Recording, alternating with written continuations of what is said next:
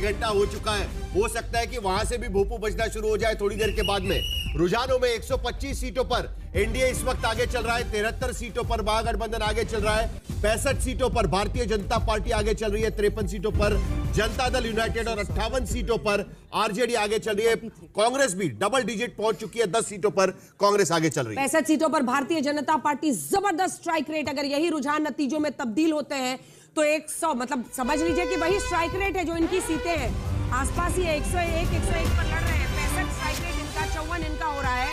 और वही 49 सीटों पर अगर 143 में लड़कर आरजेडी ला रही है तो स्ट्राइक रेट कम, लेकिन वो भी एक जबरदस्त परफॉर्मेंस करते हुए। कांग्रेस की सीट बड़ी है, 10 सीटों पर वो पहुंचे हैं, 1 पर वीआईपी है, 4 अन्य को। और वही नीचे जो जनसुराज पार्टी और एआईएमआईएम है उनका अन्य का आंकड़ा नीचे फिसलता हुआ 4 पर। अज्ञाओं से बीजेपी के महेश पासवान आगे चल रहे हैं।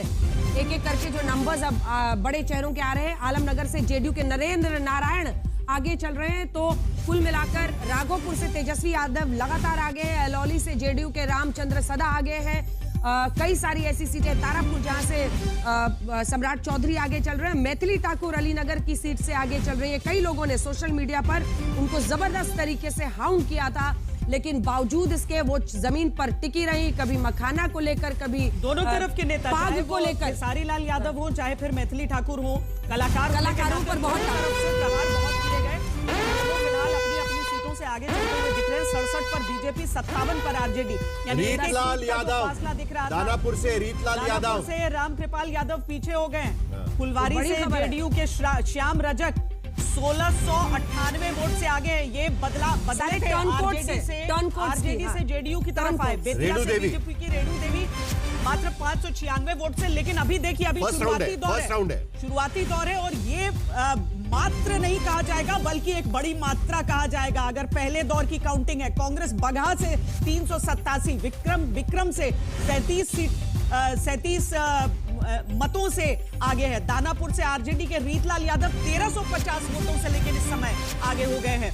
और ये बहुत अभी कांटे की टक्कर जो अलग अलग सीटों पर आपको नजर आएगी, उससे ज्यादा महत्वपूर्ण उस आंकड़े को देख लेना होता है जो एनडीए के खाते में इस समय 132 का दिख रहा है। 243 में से 207 सीटों की मतगणना अभी चल रही है, जिसमें 71 पर महागठबंधन और आरजेडी 56 पर आकर रुका है। अभी तक नेक इन नेक जो था वो 56 और 67 का फासला।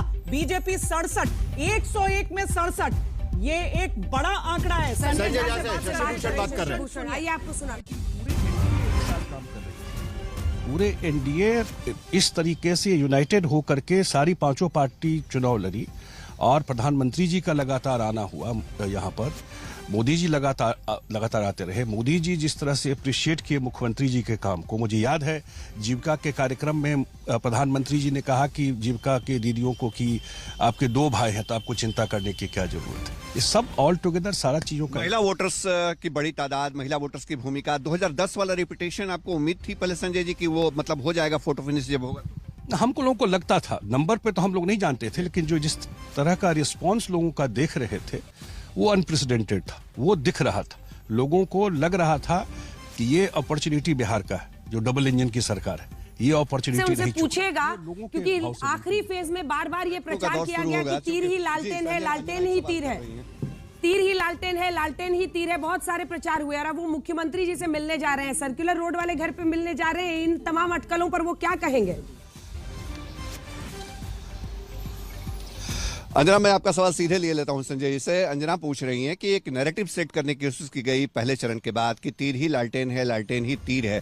क्या उसका फायदा लेने की कोशिश थी या नीतीश कुमार के चेहरे को कहीं तेजस्वी यादव आरजेडी कैस करना चाहते? बिल्कुल, ये बिल्कुल सोशल मीडिया के थ्रू या इस वजह मैं देख रहा था पूरे कैंप, उनको पता था रिजल्ट क्या होने वाला है, उनको ये आइडिया था। वो लोग भी एसेस कर रहे थे, उन्होंने झूठ फैलाने की कोशिश किया। अब और शुरू से ही मैं देख रहा हूं वोट चोरी, एसआईआर का पूरा यात्रा निकाला राहुल गांधी जी ने। पूरे चुनाव में आप लोग भी बताइए, एक जगह रिपोल नहीं हुआ। इलेक्शन कमीशन को भी धन्यवाद देना चाहिए। और एक आदमी ये नहीं मिला होगा कि हमारा वोट गायब हो गया। शशिभूषण, एक सवाल और पूछ लीजिए कि क्या अभी भी एनडीए के भीतर जनता दल यूनाइटेड नंबर 1 की पार्टी बनेगी? तो जो हमारे वोटर हैं उसको कंफ्यूज करने के लिए उन लोगों ने अपना नैरेटिव चलाना शुरू एक बड़ी उम्मीद या आकलन है कि जेडीयू एनडीए के अंदर नंबर 1 की पार्टी होगी। आपको लगता है, मतलब इस बार चूंकि परफॉर्मेंस तो आपका अच्छा होगा, ये आप भी लगातार हम लोग इस बार पूरा यूनाइटेड होके एनडीए होके लड़े। अरे सीएम से कहाँ मिलने जा रहे हैं, पूछिए ना। जितना बीजेपी के लोग या अन्य पार्टी के लोग जेडीयू के सीट पर मेहनत की है, उतना ही जेडीयू के लोगों ने बिल्कुल यूनाइटेड होकर के लड़े हैं। नंबर जो हो, लार्जर इशू ये है कि सरकार बना करके अगले 5 साल में बिहार को केंद्र के सहयोग से मुख्यमंत्री आवास मार्ग जा रहा महुआ है। सीट पर बात हुई है उलट फिर बीच जारी है। यहाँ पर लग रहा था शुरुआत से कि क्या जो तेज प्रताप यादव और आरजेडी के 2 कैंडिडेट्स के बीच लड़ाई रह जाएगी और उसमें एलजेपी बाजी मार लेगी, तो महुआ से तेज प्रताप यादव पीछे हो गए हैं और एलजेपी के कैंडिडेट यानी एनडीए के कैंडिडेट वहां से आगे हो गए हैं। महुआ सीट पर उलटफेर जारी है, चल रहा है और एकदम मतलब कभी ये कभी वो वाला चक्कर वहां चल रहा है। लेकिन इसके बीच खामोशी से एक और चीज हो गई है।